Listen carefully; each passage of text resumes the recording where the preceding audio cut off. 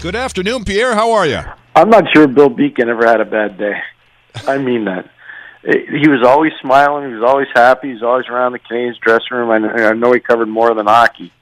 But, man, oh, man, when I started out in the media in Montreal back in the late 1990s, Bill Beacon was just a beacon of smiling, radiating power. I'm telling you, he was awesome. Well, Joey Alfieri has gotten to know him mostly through their coverage of the Montreal Alouettes. Yeah, Al's Impact. Right. And Bill happens to live close to where the Molson Stadium is, and a lot of his coworkers gather at the Bar de Pin. It's a place you'd really appreciate.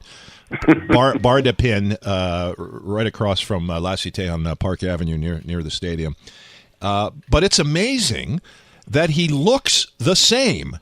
He's one of these guys who had certainly no shortage of beer through his career, like a lot of the writers, the old school writers especially, and even you, McGuire, back in the day. And he has not aged. You know, he doesn't put on weight. He's the same. He's got the same energy. He's just one of those guys who hasn't aged. The bastard. Yeah, he's a fun fellow to be around. He really is. So, congratulations, Bill. That's a phenomenal thing. So, to be able to call your own shot and go out on your own terms, that's great. There you go. Amen to that. So we'll get to the Pacioretty conversation with Knuckles in just a few minutes, but I wanted to, with the rookie camp starting, Pierre, I was wondering, when did this start? When teams had camps solely for the rookies? I'd say back in the early 80s is probably when a lot of that started. I remember being in New Jersey's rookie camp in 84. The summer of 84 before the big camp started. So I think that's probably when a lot of it started. They used to maybe have American League camps that started maybe a tinge early, but I think the rookie stuff really started back in the early 80s. And it's obviously progressed. It's become much more refined, where you have the prospects camp in the middle of this. Invite, your rookies and other top potential free agents that are young players before the big camp starts. But I think the biggest thing that those camps accomplish, it gives you a reading on where players are in terms of their own peer group, but also allows the ones that you think are going to move on to settle down a little bit before the big camp starts, so they're not nearly as nervous of the bright lights. How are fans who are going to go up to Place Bell? They've heard some of the names, right. Led obviously by Kotkaniemi, but all of the players who are going to be taking part in this, they're anxious to see them with a Habs jersey on. Joel Bouchard and Alex Burrows running the team. How could they differentiate, or can they, at this level when everybody's 18 or 19? And how can they tell, other than the obvious, about how someone looks on the ice? Well, I think more than anything else, does a guy get out muscled? Does he lose a lot of races? Does he lose his man in coverage? Can he make plays? Because that's one of the hardest things that I think is taken for granted by a lot of scouts, guys that get paid to do it. Can a player make plays? Because you don't see a lot of guys go end-to-end in the NHL. It's just not the way the game is. So how are they going to create space? How are they going to move the puck? How are they going to shoot the puck in a confined spot? Can they protect the puck in traffic and still make a play?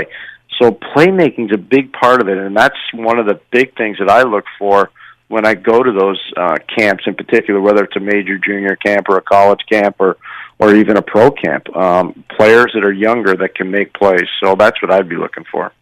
Mitch? Pierre, what about the difference when we watch over the weekend between players that grew up playing in North America and some that are trying to adjust coming from overseas, like, for instance, the Jesperi Kotkaniemi?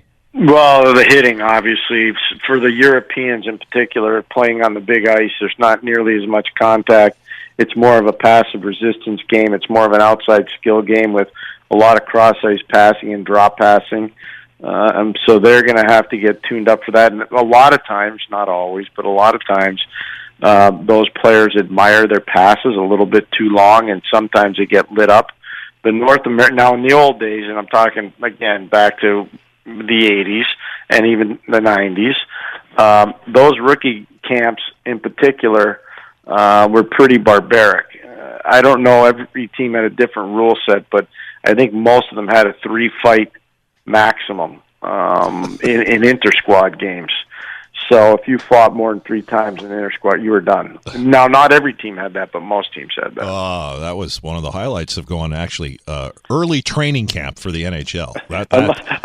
Unless you were the guy that was on the receiving end. Well, back in the 80s, every team had 3 or 4 guys, right? And there was always some guy from the American Hockey League who was trying to outfight one of the established guys to win a job. I just remember being in camp with a player by the name of Alan Stewart, who was a kid from Saskatchewan, and he was not overly large, but man, oh man, was he fearless, absolutely fearless. And he fought every single day. And it wasn't once or twice. He probably fought 3 times a day. I'm telling you. And then we played Philadelphia, and I remember him just having a hellacious fight with a young Rick Tocchet. I was standing maybe 4 feet away from him.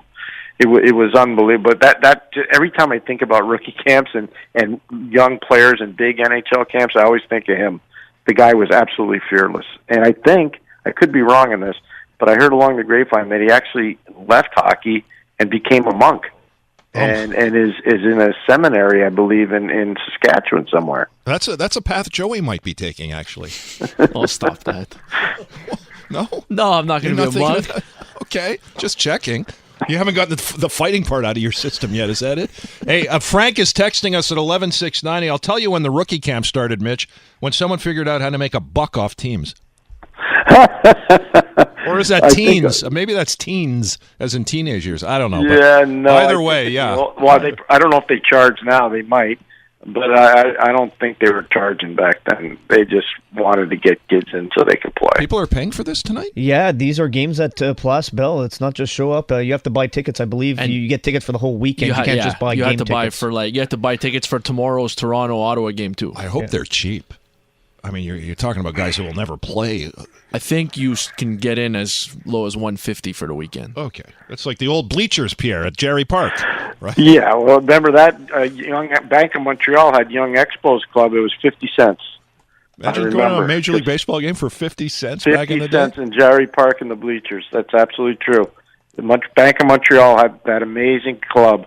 You could join the Young Expos Club. My brothers and I all joined it. We were there a lot.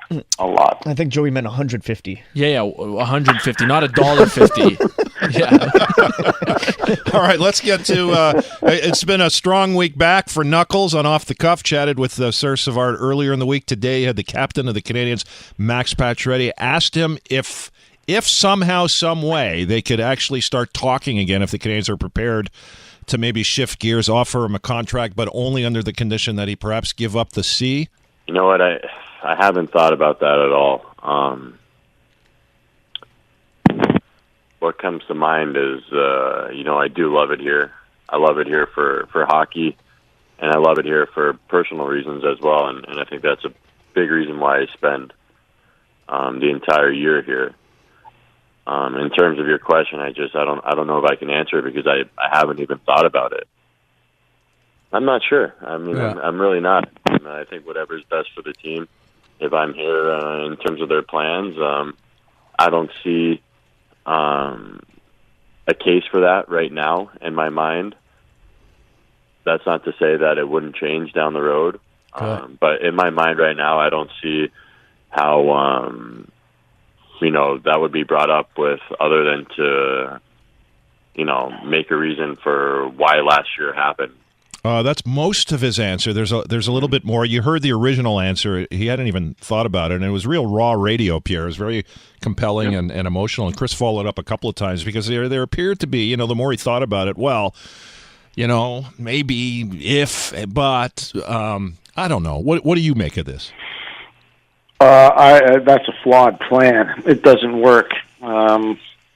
Once you do that to a man in a dressing room, and Chris could speak to this because he's been in the room, I've been in the room, you basically stripped him down. You turned him bare, and he's got nowhere to hide and no clothing to put on. And that's a tough way to be in a dressing room. That's a tough way to be on an airplane. That's a tough way to be on a bench. You basically have fractured the guy is what you've done when you do that. And so I don't see how that works for the Montreal Canadiens or for Max. He's just too honorable a person. So I hope that's not what happens. I can't see a scenario where he signs a long-term extension and they say, "Oh, by the way, we're taking the C off you." I'd be surprised. Yeah, and just to follow up, Aaron Ward, who, as you know, spent a long time in NHL dressing rooms, he said basically the same thing. If they're going to do that, what's the point of bringing him back? I was part of the team that did that when I was coaching, and it wasn't the coach's decision; it was the management's decision, and it was a problem. And it wasn't because the captain who was stripped was a bad guy; he was a good guy. But it hurt the rest of the team because they didn't know who to go to. Did they go to the old guy who they really respected, or did they go to the new guy who they weren't sure on? So it created a huge ripple effect in the dressing room. So, Pierre, but if it does happen, let's just say hypothetically, starts the year, they take away the C. I mean, how do the guys rally around a guy like that? Can you use that as a positive energy? I know you're saying it doesn't work, but is there any way where it can work? I can't see it working in this situation because then you create a toxic environment, and this is a team that's going to need nothing but positive energy. They just need to be positive around their group. They're going to be, unless Carey Price is really stellar, there are going to be some really long nights there. And, I'm hoping that it can get going here right out of the gate. And if it can get going out of the gate, then maybe everybody, including me, will be wrong. But right now, just the way that defense is built and the way the center ice position is built, and the way that division in particular is improving, I can't see this working at all. I just can't. Not if they do that. I just don't see it being a positive. No. Well, it's already kind of toxic as long as Pacioretty and the Canadiens are at loggerheads here, and he did address that. The purpose for the no negotiation during the year is to try and block a little bit of that out. Both for myself and for the team. As this whole story has just taken on a life of its own, and we just want to do the best we can to not have it be a distraction. It is going to be a distraction. We know that. But any chance we can get to limit that, we feel that that's necessary to do so. I mean, we keep talking. I've been here for 10 years. I mean, if the Montreal Canadiens wanted to sign me, I think, there would have been numbers thrown around or anything thrown around right now, and that just wasn't the case. So I don't see what,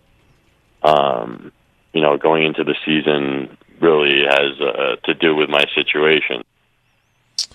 Again, clearly, there's a lot of tension. There's still a lot of tension in his voice. You know how people always allude to the term, we really wish people would be transparent? Mm-hmm. That's as transparent as you're ever going to get. That is so eloquent. That's so on point. That's so intelligent. Where I say, you know what? Now I can relate to how he could be a successful captain, because if he can enunciate like that in the dressing room and try to make complicated situations easy, Max Pacioretty's got a gift, because that's transparency personified right there. The only one that I know of where they didn't negotiate during the year and everybody was really up in arms about it was a Stamkos situation. Remember that, Mitch? And I was telling you, I still think he's going to stay. Right, but there was it never got heavy at any point because both parties, ownership and management in Tampa, and Donnie Meehan and his people at Newport Sports Management never made it public. They never made it personal.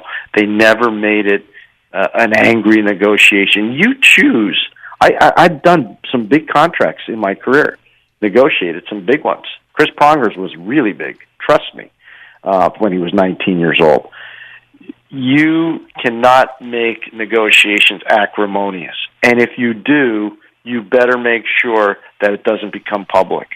Because if it does, then you've got a big problem. And this one has developed a level of acrimony that shouldn't be there. It's interesting. I left Montreal today at around 6:15 in the morning. But I looked when I was having breakfast at my mother's breakfast table this morning. I was reading the Gazette, and on the front page, if you look at the picture of Marc Bergevin, you see his back. You see Max Pacioretty smiling with his hand extended, along with Bergevin. But you see Alan Walsh in between the two of them. Look at his eyes. Steely-eyed. Right? Yep. That's acrimony. That's where you know I'm not really wanting to see this kind of stuff. That's a great Talking about photo. the agent. Yeah, you got the front page there? Because I just want to give the photographer credit because it really is a powerful photo. It's a fantastic photo. It's a lot like what Nyland's been doing this week with his hockey interviews. Right. Phenomenal. I'm telling you. Really good week for Chris. We're going to hear more in just a few minutes if you may have not been around at 1:30. And by the way, I should point out that with the golf tournament on Monday, Tony Marinaro will be speaking to Marc Bergevin, and we'll have a conversation with the Habs general manager on Monday morning on the Montreal Forum. Pierre Obendraff, who's been around for a long time, it's his photo on the front page of today's Gazette. That's a great picture. Final one for you for the week, Pierre. First week back. Because of everything that is going down in the city that still remains unresolved, we haven't even gotten around to discussing what happened to Nate Schmidt. Yeah, and there's a lot of controversy surrounding it. There is. Go ahead. No, well, I don't know the man at all. I know of him, and I know a lot of people go to bat for him. But having been through this for a couple of decades at least, you hear the same thing when someone is caught. Yeah, when I read this one, I was with my son, and obviously he's trying to be a hockey player, and he said, "Dad, is this legit?" And I said, I don't know, because I will tell you this. I remember doing the gold medal game in Sochi between Sweden and Canada, and the big buzz just before the warm-up was Nick Backstrom wasn't taking the warm-up because he had failed the drug test. I know Nick Backstrom really well, really well. I can't see him ever ingesting a drug, and I guess it was a cold tablet that he took. I don't know what Nate Schmidt was doing or not doing, but I can tell you this. He's as pure a kid as I've met. I'm telling you, he was an undrafted player out of the University of Minnesota. He grew up in St. Cloud, Minnesota, worshiping at the altar of Matt Cullen, who is, I'm telling you, as clean as any athlete could ever be, Matt Cullen, who's won Stanley Cups in Pittsburgh and won Stanley Cups in, obviously, Carolina, or won a Stanley Cup in Carolina. I'm just telling you. So this is a kid that worshiped at the altar of Matt Cullen, goes to the University of Minnesota, never gets drafted, turns pro, gets kicked in the teeth in Hershey, ends up playing in the NHL. I don't know. I just don't know. But I know that there are a lot of agents that are not too pleased that this came out because they don't think there's much to it. But I don't know. I'm just telling you. I've also, and it's hard for the layman to read the accounts and hear those who are defending him say it's like a billionth of whatever. Yeah. The amount that was apparently ingested. The fact is that he did appeal and the arbitrator upheld it. Yeah. See, so I don't know. I would tell you this. This is one that I remember clear as day. A former Montreal Canadian draft pick who played in Montreal and played in Ottawa. I had him in Montreal, played in Carolina. Oh, Sean Hill. Sean Hill? Sean Hill. Yep. Yeah. I think he's one of the first guys that failed, but it was an oil-based steroid, if I remember correctly, that he failed his test on. And that's what got him into trouble. But I don't know. I don't think Nate Schmitz is anything like that. I could be wrong, but I don't believe it to be like that. 20-game suspension to start the season. And from an on-ice standpoint, well, that's a pretty significant loss for them.